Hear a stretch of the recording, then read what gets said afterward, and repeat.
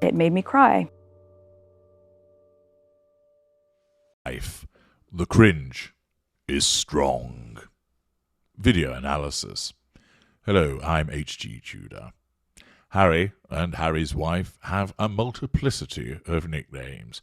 For Harry, there's the Prince of Pink Pancakes, Ginger Bollocks, the Ginger Poodle, the Ginger Dimwit, and many more besides. Harry's wife, well, how long have you got?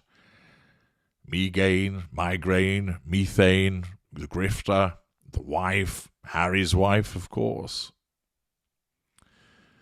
The Duchess of Industrial Beige, the Duchess of Duplicity, the Duchess of Delusion. The list is long. Together, of course, they are the gruesome twosome, and also Ginge and Cringe. And, of course, her behaviour is deemed cringeworthy as a consequence of the instances where she, in effect, the facade doesn't always protect her.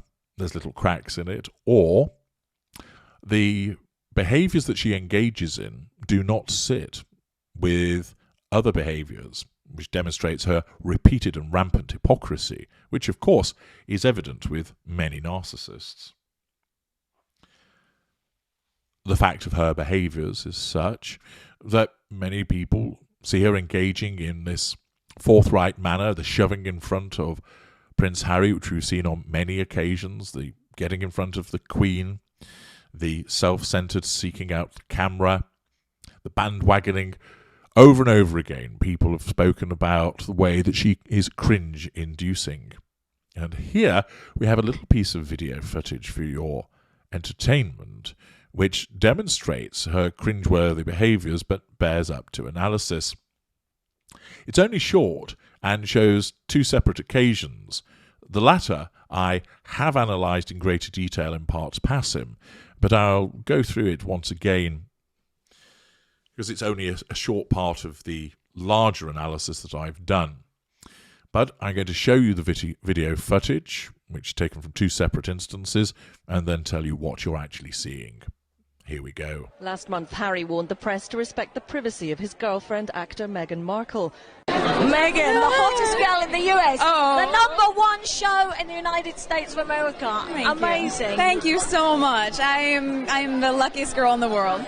Tremendous. I've had the best time in London. Fans are amazing. I've never been called love or darling more in my life, so it makes me want to stick around for a while. So for me, it's a lot of fun. Plus, I can borrow from her amazing closet, which, as a girl, I'm really pleased to be able to do. Amidst all of her human things that can perhaps... Who are you looking for? No one. Ruben is like looking over my shoulder to try to find somebody else. I'm just trying to make sure they're not wrapping me up. Let's see who is. Who might it be that's on their way? Who's this? That's Leslie. Is she here tonight? The video commences with Harry's wife not being noticed, that she is looking down and looking around, and then all of a sudden when she notices somebody, because they wave to her, which of course demonstrates that that particular appliance, be they tertiary or secondary in nature, their wave is a positive piece of fuel, so she receives that fuel from that individual, and it's a reasonable dollop because they're physically proximate to her. So she sees that person's look in their eyes, no doubt warm and friendly. They're smiling at her. There's the body language with the wave, and therefore there is a decent dollop of proximate fuel coming from either a low potency or moderate potency appliance. There's no issue with control. They've demonstrated that they are under control, and she's receiving that fuel. And therefore, her narcissism causes her to respond by all of a sudden, and quite ridiculously, almost springing into life with that sort of secretarial shaking out your hair and taking off the glasses and, "Why, Miss Jones, you're beautiful" moment. It's completely exaggerated, but it is demonstrative of the way that she conducts herself and her behaviours, that she responds in this manner, the over-the-top, "Hello, darling," and immediately goes into that over-egging the pudding response. Her narcissism compels her to do that because she's powered by the fuel that she's received, and there's no threat to control. And rather than just give a gentle smile and a wave back, there has to be this exaggerated reaction of, "Oh, how thrilled I am to see you," which is generated, of course, by her narcissism. Of course, we also get the traditional brushing of the hair, is to say, look at my silken locks. Aren't I beautiful? Aren't I attractive? We then have a very close interview between a lady who I don't know who that is, and nor do I care, talking to Harry's wife, and the interviewer is gushing with supine praise for Harry's wife, which of course demonstrates that the interviewer is under control, no problem there, and is providing her with positive fuel. So it's all gravy for Harry's wife. And of course, we see the sort of simpering false humility of, oh, thank you, and the smile and the, oh, I'm so lucky, etc.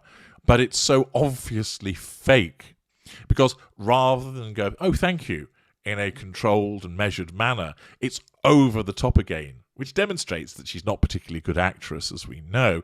But also here, where her narcissism is compelling her to respond in this way to continue to assert control over the interviewer, it's demonstrably and noticeably false.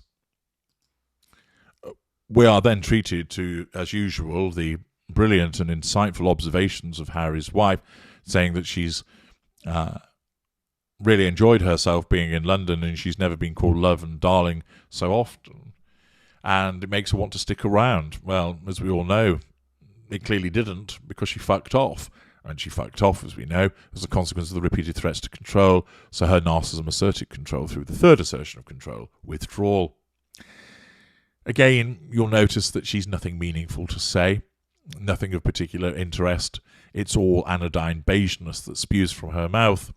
And I can well imagine, as people's reactions to this, and seeing her over-the-top false responses to the praise that she's been offered. And whilst it's a cut interview, the small sections that you see demonstrate this over-the-top response. She's receiving fuel, the person's under control, so there isn't an issue.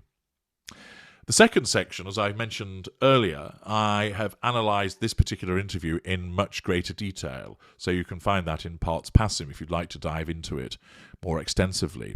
Here, there is one particular section that had been identified by the compiler of the short clip to demonstrate the cringe-inducing behaviour of Harry's wife, and she's being interviewed at a red carpet premiere for a new season of Suits by a young gentleman who earlier on she'd been sort of making eyes at and had been being flirtatious with as she sought to assert control over him.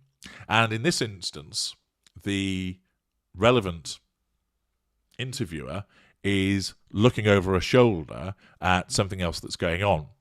Now, first of all, that's hardly surprising because Harry's wife isn't interesting, so you would easily get bored and look elsewhere. But also, as I understand it, he's looking elsewhere because somebody else was trying to attract his attention with regard to, I think, wrapping up and moving on. That, of course, is a big no-no with a narcissist, because you wound the narcissist. You're no longer giving the narcissist fuel, and by looking elsewhere over the shoulder of the narcissist, you're telegraphing that she's not interesting, which, of course, she isn't, but she thinks that she is. And because his fuel has gone elsewhere, not to her, and that he's not focused on her, he wounds her, and it's moderately substantial wounding because he's physically proximate to her. He's probably a tertiary source. She doesn't necessarily know who he is, or if she does, he's a non-intimate secondary source. So the wounding is not so harsh in that respect, but it's reasonably so as a consequence of it being done in person, that he looks elsewhere.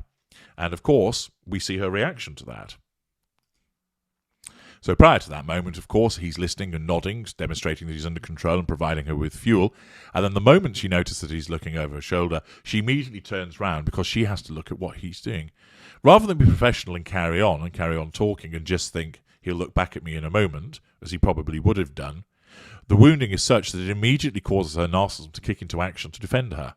So she looks to see what he's looking at, can't work out what it is apparently, and then asks him immediately, "What are you looking for?" Breaking off from the interview, which is rather unprofessional, shows a lack of boundary recognition by posing the question of him. And then he basically knows he's been caught out. He's saying, "No, nobody," and tries to back away from it.